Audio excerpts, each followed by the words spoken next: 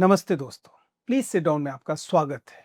अगर हम आज के ऑनलाइन लर्निंग एनवायरनमेंट को देखें जिसमें कि भारत में 25 करोड़ विद्यार्थी ऑनलाइन शिक्षा पा रहे हैं, तो हमें एक विचित्र चीज देखने को मिलती है क्योंकि ये तमाम ऑनलाइन एजुकेशन जो है वह आश्रित है जिसे हम अटेंशन इकोनॉमी कहते हैं। हमने अटेंशन इकोनॉमी पे पहले भी चर्चा की है, लेकिन एक विशेष चीज पर ध्यान दिलाना चाहेंगे। इस अटेंशन इकोनॉमी ने हमारी ऑनलाइन टीचिंग को कैसे बदला है। एक केस याद कीजिए, नवनीत तिवारी नाम के एक शिक्षक ने बाकायदा अपनी ऑनलाइन क्लास के दौरान, जहां वो बैंकिंग के लिए जो है रीजनिंग पढ़ा रहे थे, अपनी एक साथी शिक्षिका को प्रपोज किया और इस तरह से क्लासरूम को लगभग लगभग एक नाटिका में, लघु नाटिका में, एक रोमांटिक किस्म की नाटिका में बदल डाला। और ये अकेला नहीं हो रहा है, आपको ऐसे कई एजुकेटर्स दिखाई देंगे ऑनलाइन में जो बहुत बार एक तरह से द्विअर्थी संवाद क्लासरूम में दे रहे होते हैं। उनकी सेक्सुअल ओवरटोन्स होती हैं और ये अकेली चीज नहीं है। इसके अलावा भिन्न भिन्न तरीके से इन शिक्षकों को विद्यार्थियों की अटेंशन पाने के लिए, ऑनलाइन अटेंशन पाने के लिए लगातार compete करना पड़ता है। आज हम इसी अटेंशन चैलेंज को ऑनलाइन एजुकेशन की दुनिया में कैसे ये प्रभावित कर रहा है, कैसे विद्यार्थी और शिक्षकों के बीच जो रिलेशनशिप है वो टीचर स्टूडेंट रिलेशनशिप की बजाय एक क्लाइंट एंड एंटरटेनर रिलेशनशिप बन गई है, एक क्रिएटर और कंज्यूमर रिलेशनशिप बन गई है, और इससे क्या फर्क शिक्षा पर पड़ रहा है, इस पर विचार करेंगे। पहले तो इस उद्योग को समझ लेते हैं। ये उद्योग यानी कि एडटेक का उद्योग अब लगभग $5 बिलियन का है 2025 में, और ये तमाम पूरी तरीके से अटेंशन इकोनॉमी पर आश्रित है। जिन लोगों को अटेंशन इकोनॉमी पर मेरी पिछली वीडियो नहीं याद है, उन्हें बहुत ब्रीफली समझा रहा हूं कि अटेंशन इकोनॉमी, जो कि हर्बर्ट साइमन ने 70s में इसका प्रस्ताव दिया, लेकिन सोशल मीडिया आने के बाद ये विशेष तौर पर महत्वपूर्ण हो गया। इसमें महत्वपूर्ण ये है कि ऑनलाइन की दुनिया में जो देखने वाला है उसकी अटेंशन सबसे कीमती कमोडिटी है, और ज्यादा से ज्यादा लोग इस अटेंशन के लिए एक दूसरे से compete कर रहे हैं। ऐसा एंटरटेनमेंट में हो रहा है, ओटीटी में हो रहा है, और अब एडटेक में, शिक्षा की दुनिया में भी हो रहा है। यूट्यूब जैसे प्लेटफॉर्म्स हैं और अलग अलग कंपनीज के अपने प्राइवेट प्लेटफॉर्म्स भी हैं। अकेडमी का है, फिजिक्स वाला का है, बायजूस का है, और अलग अलग कंपनीज के अपने अपने प्लेटफॉर्म्स भी हैं। वहां पर भी वही चिंता है कि जो विद्यार्थी है उसकी अधिक से अधिक अटेंशन कैसे पाई जाए, क्योंकि सच्चाई ये है कि अटेंशन अब एक कमोडिटी होने के कारण बहुत रेयर हो गई है, शॉर्टेंड हो गया है अटेंशन स्पैन। आपको हैरानी होगी कि अब अटेंशन स्पैन घटकर लगभग लगभग 8 सेकंड बचा है। यानी कि एक विद्यार्थी बिना अटेंशन तोड़े 8-10 सेकंड से ज्यादा ध्यान नहीं लगा पा रहा है। 8 सेकंड्स में आप कौन से कॉन्सेप्ट को, कौन सी शिक्षा शास्त्रीय पद्धति से किसी को समझा पाएंगे। ये जेई के साथ परेशानी है, ये नीट के साथ परेशानी है, यूपीएससी के साथ परेशानी है, ये सामान्य स्कूल कॉलेज के जो कॉन्सेप्ट्स हैं उनके साथ भी परेशानी है। आप इस बात को समझिए, मैं एक विश्वविद्यालय का शिक्षक हूं। हम लोगों के पास एक क्लास लगभग लगभग 1 घंटे की होती है। हम विद्यार्थियों को पढ़ाते हैं, कॉन्सेप्ट्स को धीरे धीरे धीरे धीरे इवॉल्व करते हैं, और विद्यार्थियों से उम्मीद करते हैं कि वो उस कॉन्सेप्ट को एब्सॉर्ब कर पाएंगे। लेकिन अगर यही विद्यार्थी, इनका अटेंशन स्पैन केवल 8 सेकंड, 10 सेकंड या 12 सेकंड है, तब क्या वास्तव में ये इस कॉन्सेप्ट को एडॉप्ट कर सकते हैं, एब्सॉर्ब कर सकते हैं? कितना बड़ा संकट है इसका। और जो ऑनलाइन पढ़ा रहे हैं उनके लिए तो ये संकट डरावना है। इस कारण उनको अपनी टीचिंग को गिमिक ड्रिवन टीचिंग करना पड़ रहा है। ये जो गिमिक ड्रिवन टीचिंग है, ये जो एजुकेटर्स ऑनलाइन पढ़ाते समय एब्सर्ड किस्म की तकनीकों का प्रयोग करने के लिए विवश हो रहे हैं। कभी वो, जैसा मैंने कहा कि फेक प्रपोजल देते हैं, कभी वो द्विअर्थीय जोक्स और संवाद हैं वो देने की कोशिश करते हैं, कभी नाचने लगते हैं लेक्चर्स के दौरान ही, कि रील्स के कंटेंट हैं जिनमें कई बार क्रिंज कंटेंट भी होते हैं, उनके साथ टीचर्स compete करने की कोशिश करते हैं। और इस तरीके से ना केवल उनका कंटेंट, सब्जेक्ट मैटर डाइल्यूट होता है। आप केमिस्ट्री को पढ़ाने की कोशिश कर रहे हैं, आप पॉलिटी को पढ़ाने की कोशिश कर रहे हैं, आप किसी और तकनीकी विषय को पढ़ाने की कोशिश कर रहे हैं, और मजबूर हो गए हैं कि आपको एंटरटेनर बनना पड़ रहा है। आप शिक्षक नहीं रह गए हैं। आपको लगातार यह चिंता है कि विद्यार्थी उतनी देर तक आपके वीडियो पर रुकेगा नहीं, आगे चला जाएगा। और इस कारण आपको अपने कंटेंट के बीच में ये एंटरटेनमेंट लगातार लाना पड़ रहा है, क्योंकि दरअसल अब बोरियत को शत्रु मान लिया गया है। विद्यार्थियों को लगातार एक्साइटमेंट चाहिए। हमने बार बार बताया है, बोर्डम या बोरियत या ऊब दुश्मन नहीं है मनुष्य की। बेहतर चिंतक वही बनते हैं जो इस बोरियत को सही से साध लेते हैं। बोरियत से पलायन करने वाले विद्यार्थी लगातार डोपामीन की गिरफ्त में रहते हैं और इस तरीके से वे किसी डीप कॉन्सेप्ट तक पहुंच नहीं पाते। बोर्डम पर हमने अलग से वीडियो बनाया, आप उसे देख सकते हैं, लेकिन इस बात को समझिएगा कि बोरियत से भागना और लगातार डोपामीन या एक्सटर्नल स्टिमुलस की तरफ भागना आपके अटेंशन स्पेन का दुश्मन है। वो उसको 15 सेकंड पे ले आता है, 8 सेकंड पे ले आता है, 10 सेकंड पे ले आता है और फिर आप लगातार डिस्ट्रैक्शन ओवरलोड के शिकार होते हैं। एक समय के बाद आपका दिमाग दरअसल डिस्ट्रैक्शन खोजने लगता है। 7-8 सेकंड हुए और उसके बाद वो इधर-उधर बैकग्राउंड में देखने लगेगा, इधर-उधर देखने लगेगा। उसे डिस्ट्रैक्शन की जरूरत पड़ने लगती है क्योंकि बिना डिस्ट्रैक्शन के अब उसे आदत नहीं बची है। आश्चर्यजनक बात है। और आप फिर अब उन नोटिफिकेशंस को देखने लगते हैं जो आप ही की स्क्रीन पर, जिस स्क्रीन पर आप ऑनलाइन लेक्चर देख रहे हैं, उसी पर पॉप हो रही हैं नोटिफिकेशंस। इंस्टाग्राम से आ रही है, व्हाट्सएप से आ रही है, किसी और एडटेक प्लेटफॉर्म से आ रही है। आप उसकी तरफ देखने लगते हैं और आपकी अटेंशन जो है उधर चली जाती है और इससे आपके अंदर अजीब चीजें पैदा होती है।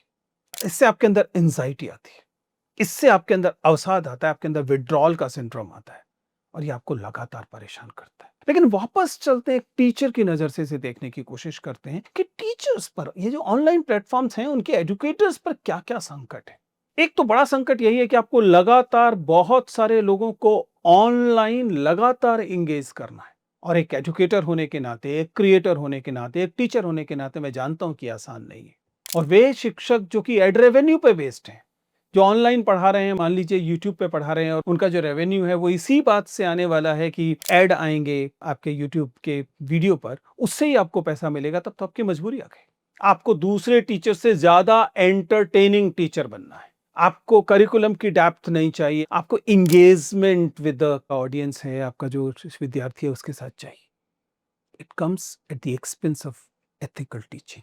जो एथिकल टीचिंग है, शिक्षा में जो नैतिक दबाव है, एक शिक्षक होने के नाते जो नैतिकता है, उसके साथ समझौता करके ही आप ऐसे ज्यादा अटेंशन पा सकते हैं। और ये आज ऑनलाइन टीचर के बड़े नैतिक संकटों में से है कि वो एक एथिकल टीचर बने या वो एक एंटरटेनिंग टीचर बने।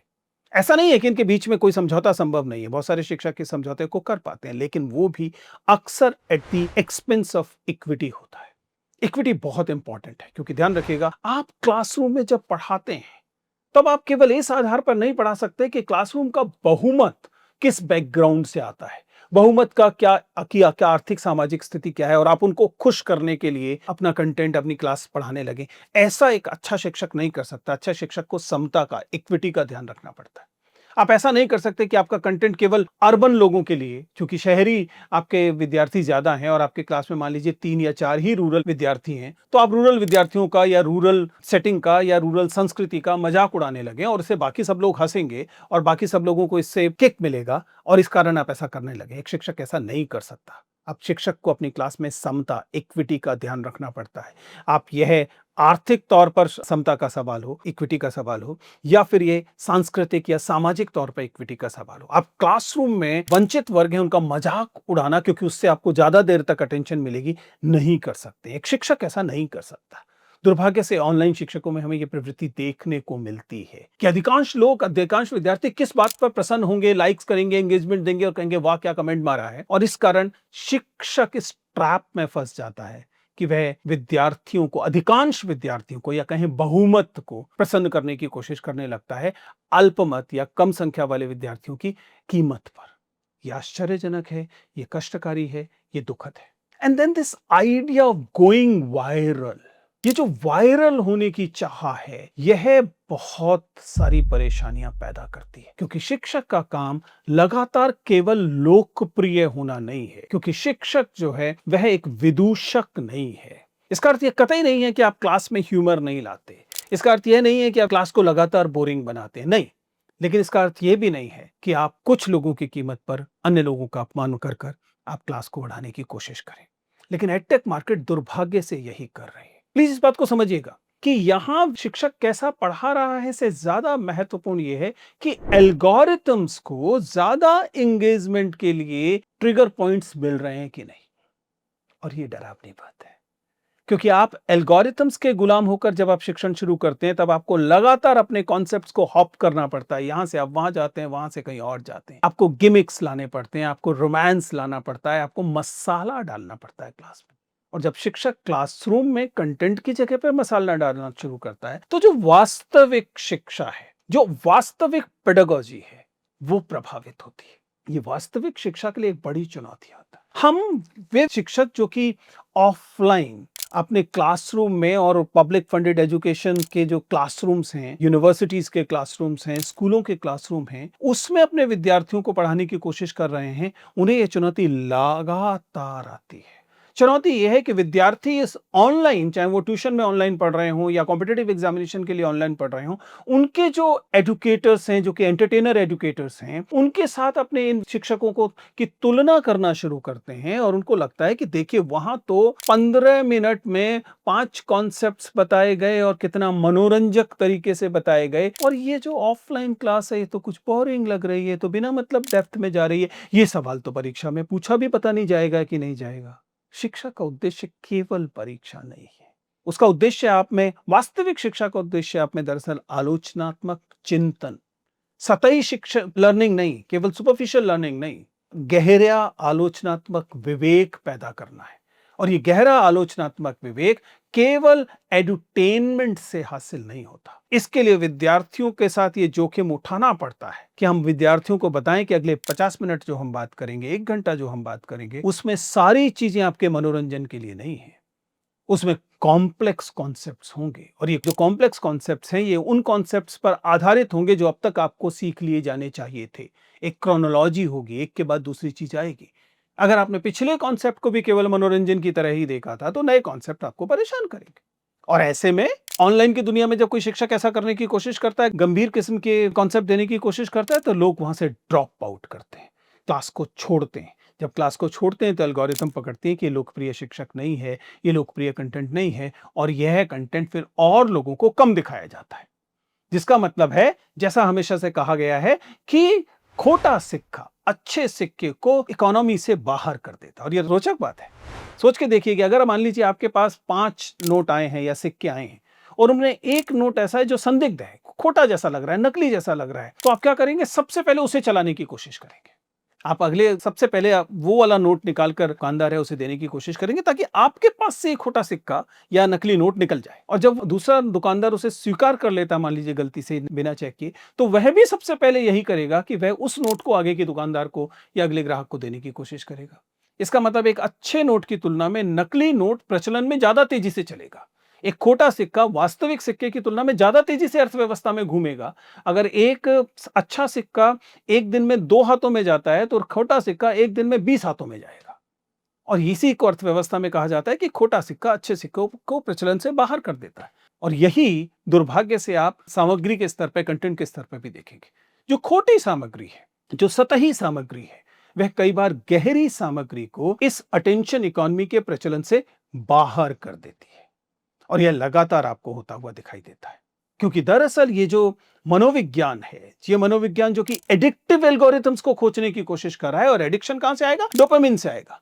एडिक्शन जो है वह बोरियत से, ऊब से नहीं आएगा, और बोरियत और ऊब से आएगा गहरा चिंतन। और इसलिए हम देख रहे हैं कि लगातार, मैं तो बार बार इस बात पर चिंतित होता हूं कि अगर हम नवरस की कल्पना को देखें, तो नव रस में एक बहुत महत्वपूर्ण रस था, विस्मय जिसका स्थायी भाव था, जिसे हम आश्चर्य रस कहते हैं।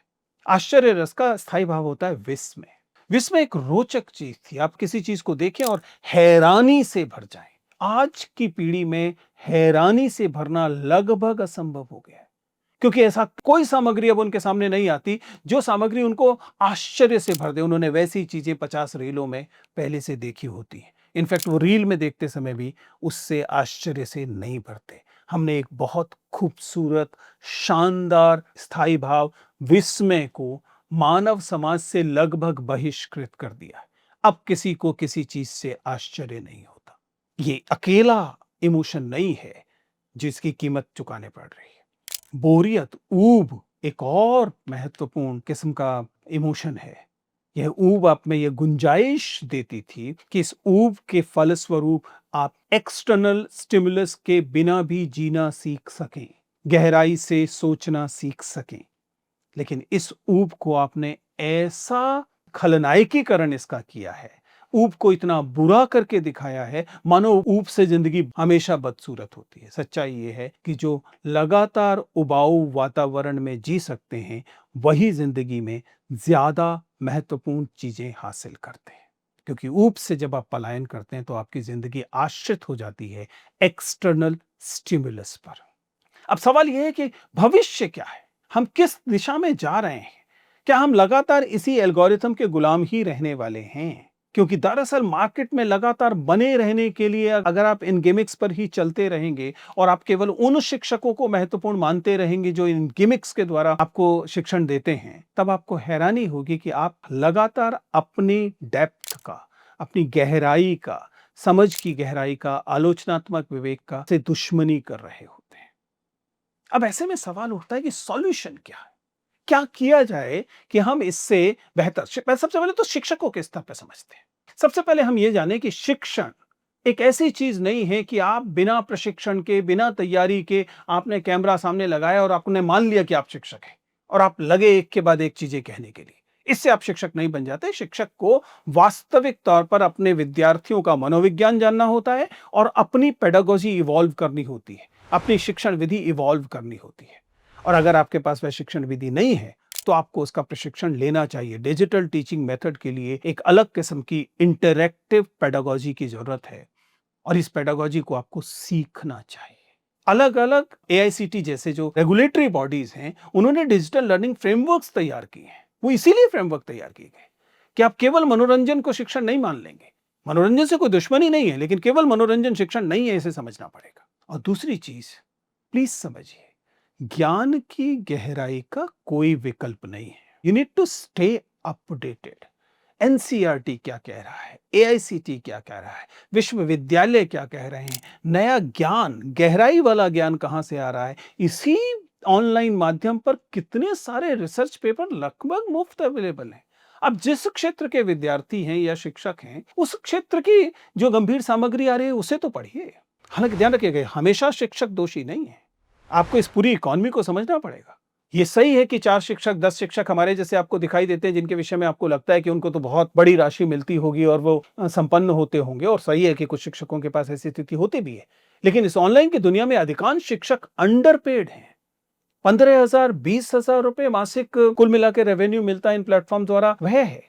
और इस कारण उनके पास ये चुनौती आ जाती है कि वो कैसे compete करें, ज्यादा अटेंशन पाएं। और कई बार उनका जो पेमेंट स्ट्रक्चर है इन प्लेटफॉर्म से, वो इस तरीके का है कि जितना ज्यादा आप एंगेजमेंट करेंगे, जितना ज्यादा आपके वॉच आवर्स होंगे, उतना आपको बेहतर शिक्षक माना जाएगा और इस कारण उनको उतना आपको बोनस दिया जाएगा, उतना आपको भुगतान किया जाएगा। आप शिक्षक की मजबूरी है कि आप अपने वॉच आवर्स उसे बढ़ाने। वॉच आवर्स कैसे बढ़ेंगे? ज्यादा लोग ज्यादा देर तक आपका वीडियो देखें।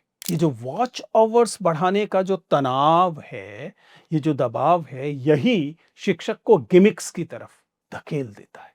इसलिए इस पूरी की पूरी इकॉनमी में केवल शिक्षक दोषी नहीं है। हालांकि शिक्षक की जिम्मेदारी जाहिर है कि विद्यार्थियों से ज्यादा है। विद्यार्थियों की उम्र कम है, विद्यार्थियों के पास और दूसरे डिस्ट्रैक्शंस बहुत ज्यादा हैं। विद्यार्थियों को दोष नहीं दिया जा सकता एक सीमा से आगे। तो शिक्षकों को ही अपने आप को बदलना पड़ेगा और कई बार इस लालच को छोड़ना पड़ेगा। हालांकि पूरी व्यवस्था को, पूरी इकॉनमी को भी थोड़ा सा बदलना पड़ेगा।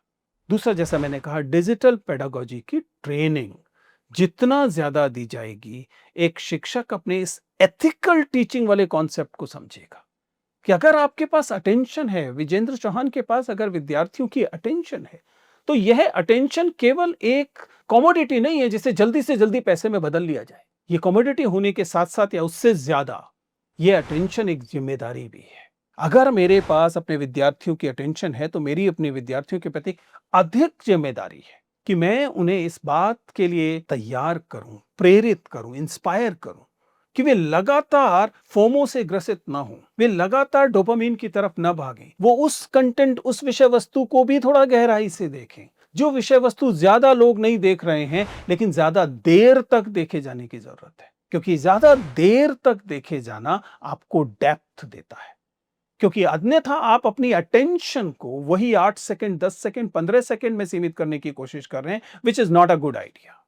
तो कुल मिलाकर हमने ये समझा कि अटेंशन इकोनॉमी में अटेंशन एक जिम्मेदार चीज है और शिक्षकों की ये जिम्मेदारी और भी ज्यादा है कि वह इस अटेंशन का सही उपयोग करें, गिमिक्स से बचें, केवल तुरंत फुरत मनोरंजन की दिशा में न जाएं। ये महत्वपूर्ण है। शुक्रिया।